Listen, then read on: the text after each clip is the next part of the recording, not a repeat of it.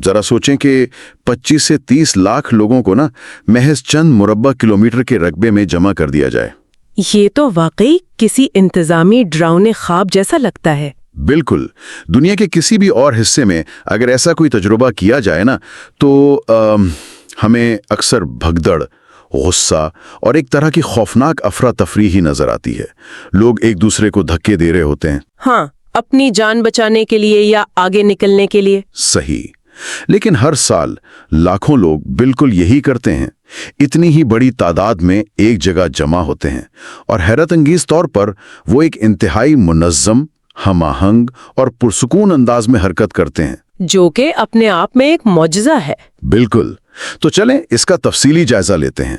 आज हम जिस मौजू पर बात कर रहे हैं ना, वो हमारे सामने मौजूद इन नोट्स और तहरीरों पर मबनी है जो मुक़द्दस रास्ता, हज में इत्तेहाद और अकीदत के हवाले से हैं। इस सेशन का मकसद सिर्फ एक जोग्राफियाई सफ़र का खाका पेश करना नहीं है, बल्कि ये समझना है कि ये दुनिया का सबसे बड़ा और शायद सबसे पुरअसरार नफ्सियाती और रूहानी तजर्बा कैसे बन जाता है। यहाँ जो बात सबसे ज्यादा हैरानकुन है वो ये है कि हम जदीद दौर के इंसान हैं ना, जिन्हें अपनी इनफरादियत पर बहुत फख्र होता है। ओ हाँ, ब्रांड्स और स्टेटस। बिल्कुल, हम हर वक्त दूसरों से अलग और ख़ास नज़र आना चाहते हैं।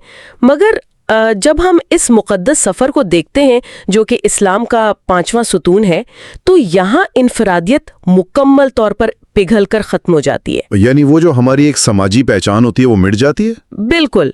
मक्का में हर साल जुल्हज्जा के महीने में होने वाला ये इज्तिमा इंसान को उसकी बिल्कुल बुनियादी हैसियत की तरफ वापस ले जाता है। ये महज लोगों का एक हुजूम नहीं है, बल्कि मतलब ये एक मुश्तरका शऊर और एक वहदत की तश्कील है। और ये वहदत बसरी तौर पर ना, यानी देखने में सबसे पहले जाहिर होती है। मैं उस तहकीक को पढ़ रहा था और जिस चीज ने मुझे सबसे ज्यादा सोचने पर मजबूर किया वो एहराम का तस्वुर है। एहराम वाकई एक जबरदस्त अलामत है।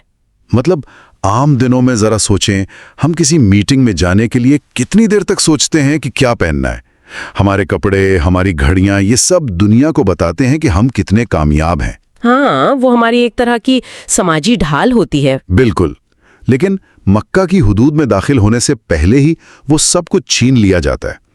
एक अफ्रीकी मजदूर हो, एशिया का कोई किसान हो या यूरोप का कोई अरबपति, सबको दो सादा बगैर सिले हुए सफेद कपड़ों में लपेट दिया जाता है। सही। मेरा सवाल यह है कि कपड़ों की इतनी सादा सी तब्दीली इंसान के जहन के अंदर इतना गहरा असर कैसे डालती है? अगर हम इसे वसीतर तनाजुर में देखें तो लिबास दरअसल वो दीवार है जिसके पीछे हम छुपते हैं। हम इसके जरिए दूसरों पर रौब डालते हैं ना। हाँ, जाहिरी बात है। जब एक शख्स से उसका कीमती सूट लेकर उसे महज 2 चादरें पहना दी जाती हैं, तो आप दरअसल उसकी वो ढाल छीन रहे होते हैं। ये नफ्सियाती तौर पर इंसान को मुकम्मल तौर पर गैर महफूज और आजिज बना देता है। मतलब वो अपने स्टेटस के बगैर बिल्कुल तन्हा रह जाता है। बिल्कुल। ये इस बात का खामोश ऐलान है कि दुनियावी ओहदे, बैंक बैलेंस और माशरती मर्तबे की अब कोई अहमियत नहीं रही। इंसान अपने खालिक के सामने उसी तरह खड़ा होता है जिस तरह वो पैदा हुआ था और जिस तरह उसे दुनिया से रुखसत होना है। ये तो सीधा सीधा कफन की याद दहानी लग रही है। बिल्कुल। एहराम दरअसल मौत और उसके बाद की जिंदगी की ही एक अलामत है। मुझे इसमें एक और दिलचस्प पहलू नजर आता है।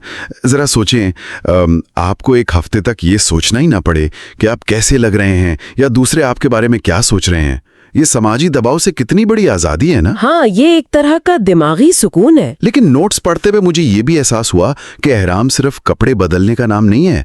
इस हालत में इंसान पर कुछ सख्त पाबंदियां भी लग जाती हैं। सही कह रहे हैं आप। मतलब वो खुशबू नहीं लगा सकता, बाल या नाखून नहीं काट सकता, हत्ता कि किसी पौधे या कीड़े को भी नुकसान नहीं पहुंचा सकता। ऐसा क्यों है? मैं बताती हूँ। ये पाबंदियां दरअसल एक खास ज़हनी कैफियत पैदा करने के लिए होती हैं।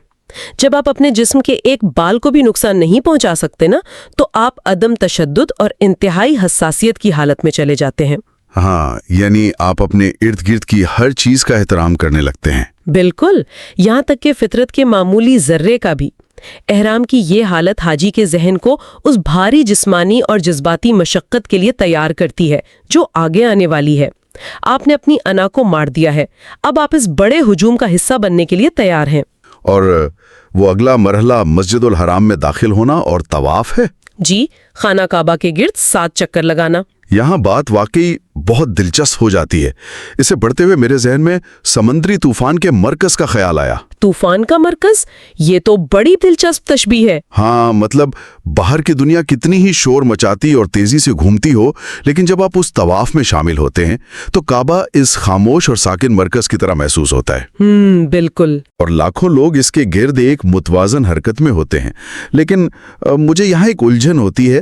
لاکھوں لوگ ایک ہی وقت میں ایک مرکز کی طرف بڑھ رہے ہوتے ہیں تو یہ ایک افراتفری کیوں نہیں بن جاتی؟ اس سے ایک اہم سوال پیدا ہوتا ہے، اور اس کا جواب اسی طوفان کے مرکز والی تشبیہ میں چھپا ہے۔ انسان کی اندرونی زندگی خواہشات اور خوف کا ایک طوفان ہوتی ہے نا؟ ہاں، ہم ہر وقت کسی نہ کسی چیز کے پیچھے بھاگ رہے ہوتے ہیں۔ بالکل۔ عام زندگی میں ہم اپنے نفس یا اپنے کریئر کے ارد گرد گھوم رہے ہوتے ہیں، لیکن طواف میں ایک حاجی شعوری طور پر اپنی زندگی کا محور تبدیل کر رہا ہوتا ہے۔ وہ ان سب چیزوں کو پیچھے چھوڑ کر اللہ کے گھر کو اپنی کائنات کا مرکز بناتا ہے۔ یعنی وہ اپنی ترجیحات کو بدل رہا ہوتا ہے۔ صحیح۔ اور جہاں تک افراتفری نہ ہونے کا تعلق ہے تو اس کی وجہ وہ مشترکہ شعور ہے جس کی ہم نے پہلے بات کی تھی۔ ہر شخص کا مقصد ایک ہی ہے، وہ ایک دوسرے سے مقابلہ نہیں کر رہے بلکہ ایک ہی لہر کا حصہ بن چکے ہیں۔ ترجیحات کو دوبارہ ترتیب دینے کے اس عمل کے بعد حاجی سعی کی طرف بڑھتا ہے، یعنی صفا اور مروہ کی 2 پہاڑیوں کے درمیان چلنا اور دوڑنا۔ ہاں، جو کہ جسمانی طور پر انتہائی تھکا دینے والا عمل ہے۔ بالکل، گرمی، ہجوم اور 7 چکر۔ میں اس بات پر حیران تھا کہ روحانیت کے حصول کے لیے اتنی شدید جسمانی مشقت کی کیا ضرورت ہے؟ مطلب کیا ایک جگہ سکون سے بیٹھ کر مراقبہ کرنا کافی نہیں تھا؟ یہاں جسم اور روح کے گہرے تعلق کو سمجھنا بہت ضروری ہے۔ سعی کی تاریخ ہمیں حضرت ہاجرہ کی طرف لے جاتی ہے، جب وہ ایک ویران وادی میں اپنے پیاسے بچے کے لیے پانی کی تلاش میں ان پہاڑیوں کے درمیان دوڑی تھیں۔ وہ ایک ماں کی انتہائی بے تابی کا عالم تھا۔ بالکل، مایوسی، امید اور شدید خوف کی ملی جلی کیفیت۔ حاجی جب اس عمل کو دہراتا ہے تو وہ محض چل نہیں رہا ہوتا، وہ اس بے تابی کو اپنے اندر محسوس کر رہا ہوتا ہے۔ مطلب وہ اس درد اور طرب کو جسمانی طور پر جی رہا ہوتا ہے۔ صحیح کہا آپ نے۔ طبعی تھکاوٹ اور جسمانی مشقت انسان کے اندر موجود تکبر کو توڑنے کا ایک بہت مؤثر طریقہ ہے۔ جب آپ جسمانی طور پر نڈھال ہو جاتے ہیں تب آپ سچے دل سے اپنی بے بسی کو تسلیم کرتے ہیں۔ ایک سیکنڈ، میں یہاں تھوڑا سا رک کر اس نقطے پر مزید بات کرنا چاہوں گا۔ ہم لاکھوں لوگوں کی بات کر رہے ہیں جو ہر سال یہ رسم ادا کرتے ہیں۔ جی؟ کیا یہ بات حیرت انگیز نہیں ہے کہ دنیا کے ایک ایسے خطے میں جہاں کی تاریخ ہمیشہ سے فطری نظام پر مبنی رہی ہے، وہاں ایک اتنے بڑے اجتماع کی بنیاد ایک اکیلی پریشان حال ماں کی جدوجہد پر رکھی گئی ہے؟ یہ ایک انتہائی شاندار مشاہدہ ہے۔ یہ عمل دراصل اس معاشرتی تکبر پر ایک بہت بڑی ضرب ہے۔ ہاں نا، مطلب بادشاہوں اور حکمرانوں کو بھی اسی طرح ایک عورت کی پیروی میں ان پہاڑیوں کے درمیان دوڑنا پڑتا ہے۔ بالکل، یہ اس بات کی علامت ہے کہ اللہ کے نزدیک کسی کی خاندانی حیثیت نہیں بلکہ اس کی سچی تڑپ اور تسلیم و رضا اہمیت رکھتی ہے۔ ایک ماں کی بے لوث جدوجہد کو کائنات کے سب سے بڑے روحانی تجربے کا لازمی حصہ بنا دیا گیا۔ حج کا عروج یا سب سے اہم حصہ کہا گیا ہے۔ جی، وقوف عرفات حج کا بنیادی رکن ہے۔ 9 ذوالحج کو لاکھوں لوگ خیموں سے نکل کر کھلے میدان میں شدید گرمی میں پورا دن کھڑے ہو کر دعائیں مانگتے ہیں۔ کچھ لوگ مسلسل رو رہے ہوتے ہیں۔ اس ایک مخصوص دن کی اتنی زیادہ نفسیاتی اہمیت کیوں ہے؟ عرفات محض ایک مقام نہیں ہے نا، یہ دراصل یوم حساب یعنی روز قیامت کی ایک انتہائی طاقتور عملی ریہرسل ہے۔ ریہرسل؟ وہ کیسے؟ ذرا اس منظر کو اپنے ذہن میں لائیں۔ بے پناہ ہجوم ہے، سر پر چمکتا وہ سورج ہے اور ہر شخص 2 سفید چادروں میں لپٹا ہوا اپنے گناہوں کی معافی مانگ رہا ہے۔ وہاں کسی کو دوسرے کی پرواہ نہیں ہوتی۔ بالکل ویسا ہی جیسا قیامت کے دن کا تصور ہے۔ اب دینے کے لیے کھڑا ہوگا۔ گھنٹوں تک وہاں کھڑے رہ کر اپنی غلطیوں اور کوتاہیوں کا سامنا کرنا انسان کو جذباتی طور پر نچوڑ لیتا ہے۔ مطلب وہ اپنے اندر کے اندھیروں کا سامنا کر رہا ہوتا ہے۔ हैं। हाँ, और फिर शाम के वक्त जो सुकून उस माफी की उम्मीद से मिलता है वो एक जबरदस्त नफ्सियाती रिहाई है। ऐसा लगता है जैसे आपने अपनी रूह का सारा बोझ उस मैदान में उतार दिया हो। और अरफात के इस शदीद जज्बाती तजर्बे के बाद उन्हें किसी आरामदेह जगह पर वापस नहीं भेजा जाता, जी नहीं, बिल्कुल नहीं। बल्कि उन्हें मुज़दलिफ़ा के खुले मैदान में जमीन पर रात गुजारने के लिए छोड़ दिया जाता है। मुझे जो बात सबसे अजीब लगी वो ये थी कि उस अंधेरे में लोग जमीन से छोटी छोटी कंकरियां चुन रहे होते हैं। मतलब आप अभी कायनात के सबसे बड़े रूहानी तजर्बे से गुजरे हैं और अब आप मिट्टी में बैठकर पत्थर गिन रहे। यही तो इस सफर का हुस्न है। ये आपको फौरन जमीन पर वापस ले आता है। अरफात में आपका राब्ता आसमान से था, आप एक रूहानी बुलंदी पर थे, लेकिन मुज़दलिफ़ा में मिट्टी पर सोना इंसान को याद दिलाता है कि वो इसी मिट्टी से बना है। यानी ये मजीद आजिज़ी सिखाने के लिए है। बिल्कुल। और वो जो छोटे छोटे पत्थर है ना, वो एक बहुत बड़ी जंग के हथियार बनने वाले हैं, और वो जंग किसी और से नहीं, अपने आप से है। और यहीं से अगला मरहला आता है जब हुज्जाज मिना जाते हैं, जहां वो जमरात यानी शैतान को अलामती तौर पर कंकरियां मारने की रस्म अदा करते हैं। जी, रमी जमरात। अब कोई भी जदीद जहन जो उसके बारे में पढ़ेगा वो सोचेगा कि पत्थर के सतूनों को कंकरियां मारने का क्या फायदा? क्या ये थोड़ा गैर मंतिकी नहीं लगता कि पढ़े लिखे लोग पत्थरों को निशाना बना रहे हैं? अगर इसे सतही नजर से देखा जाए तो ये वाकई एक अजीब रस्म लग सकती है, लेकिन नफ्सियात की दुनिया में इसे चीजों को ठोस शक्ल देना यानी फिजिकलाइजेशन कहा जाता है। अच्छा, जरा इसकी वजाहत करेंगे? देखें, इंसान के लिए किसी तजरीदी या गैर मरी चीज के खिलाफ लड़ना बहुत मुश्किल होता है। हम अपने अंदर के लालच, हसद या गुस्से को छू तो नहीं सकते ना। हाँ, वो तो अंदर की बीमारियां हैं। बिल्कुल। तो जब हाजी एक पत्थर उठाकर पूरी कुव्वत से उस सतून को मारता है, तो वो दरअसल अपने जहन को ये बावर करा रहा होता है कि उसने अपनी इस बुरी आदत के खिलाफ एक अमली कदम उठा लिया है। यानी वो अपने अंदर के शैतान को एक मादी शक्ल दे रहा है ताकि उस पर हमला कर सके। एकदम सही। वो उन सतूनों को नहीं, बल्कि अपनी उन बुरी आदतों को निशाना बना रहा होता है जो उसे रूहानी तौर पर पीछे खींच रही हैं। इसकी बुनियाद भी हजरत इब्राहिम की जिंदगी में मिलती है ना, जब शैतान ने उन्हें वसवसे डाले थे। हाँ, और उन्होंने शैतान को कंकरियां मारकर धत्कार दिया था। बिल्कुल। तो हाजी ये अहद कर रहा होता है कि मैं भी अपनी जिंदगी में आने वाले हर लालच को इसी तरह मुस्तरद करूंगा। ये बुराई के खिलाफ बगावत का एक भरपूर जिस्मानी और नफ्सियाती इजहार है। मैं थोड़ा सा इस पर रुकना चाहूंगा। तो इस सब का दरअसल क्या मतलब है? क्योंकि इसके बाद एक ऐसा मरहला आता है जो शायद कुछ लोगों के लिए समझना थोड़ा मुश्किल हो।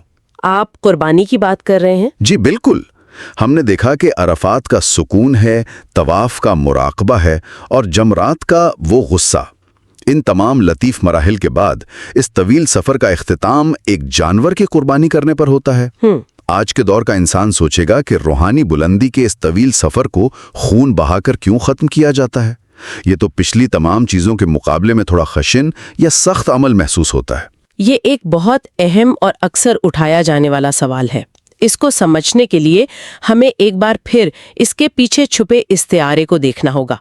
ये अमल किसी जानवर को तकलीफ देने का जश्न नहीं है। तो फिर इसका असल मकसद क्या है? ये हजरत इब्राहिम की अजीम आजमाइश की यादगार है, जब अल्लाह ने उन्हें अपने सबसे प्यारे बेटे को कुर्बान करने का हुक्म दिया था। जब एक हाजी कुर्बानी करता है तो वो महज एक जानवर ज़बह नहीं कर रहा होता। तो क्या वो अपनी किसी और चीज़ की कुर्बानी दे रहा होता है? जी, वो दरअसल अल्लाह के सामने ये इकरार कर रहा होता है कि मैं अपनी जानवरों जैसी जिबलतों, अपने लालच और दुनियावी ख्वाहिशात को तेरी रज़ा के लिए कुर्बान करने को तैयार हूँ। अच्छा, तो आपका मतलब है कि ये गोश्त या खून के बारे में नहीं है, बल्कि ये उस लगाव के बारे में है जो हम दुनियावी चीज़ों से रखते हैं? बिल्कुल, ये अपनी अरा को ज़बह करने का अमल है।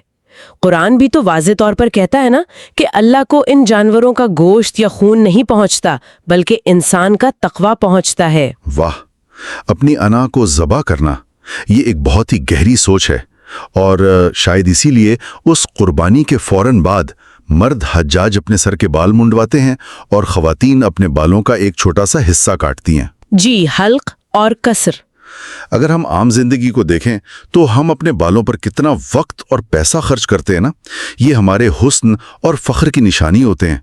تو جب حاجی اپنے بال منڈواتا ہے تو کیا وہ بھی اپنی انا کے آخری حصے سے چھٹکارا پا رہا ہوتا ہے؟ آپ نے بالکل درست مقام پر اس کو جوڑا ہے۔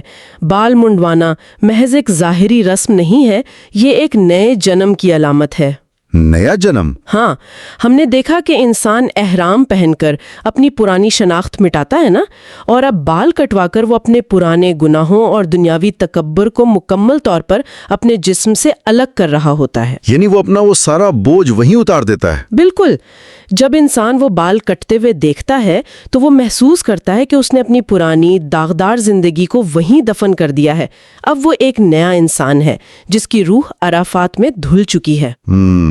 یہ تو ایک طرح کا مکمل انسانی اور روحانی سسٹم ریبوٹ لگ رہا ہے۔ ہاں، سسٹم ریبوٹ، بالکل صحیح لفظ استعمال کیا آپ نے۔ تو ان تمام نوٹس اور معلومات پر غور کرنے کے بعد ایک بات تو پوری طرح واضح ہو گئی ہے کہ حج کے بارے میں یہ سوچنا کہ یہ محض ایک جسمانی سفر ہے، ایک بہت بڑی غلط فہمی ہے۔ جی، یہ تو اندرونی دنیا کو اثر نو تعمیر کرنے کا عمل ہے۔ بالکل، یہ اعمال انسان کو نفسیاتی اور روحانی سطح پر اس قدر جھنجھوڑتے ہیں کہ اس کی پوری شخصیت دوبارہ سے ترتیب پاتی ہے۔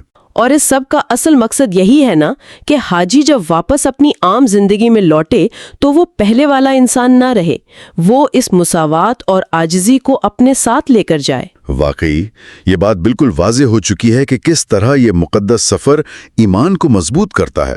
اور اس ساری تفصیلی گفتگو کے بعد میرے ذہن میں ایک خیال آ رہا ہے جو میں سننے والوں کے لیے چھوڑنا چاہوں گا۔ ضرور بتائیں۔ ہم نے دیکھا کہ کس طرح اس سفر کے دوران محض دنیاوی لباس کو چھوڑنے اور ظاہری حسن کی قربانی دینے سے لاکھوں لوگوں کے درمیان مساوات کا اتنا زبردست احساس پیدا ہو جاتا ہے۔ بالکل۔ تو ذرا سوچیں، کیا ہماری عام زندگیوں میں یہی مہنگے کپڑے، بڑے عہدے اور ظاہری مرتبے کی نشانیاں دراصل وہ سب سے بڑی رکاوٹیں نہیں ہیں جو ہمیں دوسرے انسانوں کے قریب ہونے سے روکے ہوئے ہیں؟ یہ تو واقعی سوچنے کی بات ہے۔ ہاں، کیا ہم بھی اپنی زندگیوں میں سے تھوڑی دیر کے لیے اس دنیاوی احرام کو پہن کر اپنے اندر کے طوفان کو پرسکون نہیں کر سکتے؟ اس پر ضرور غور کیجیے گا۔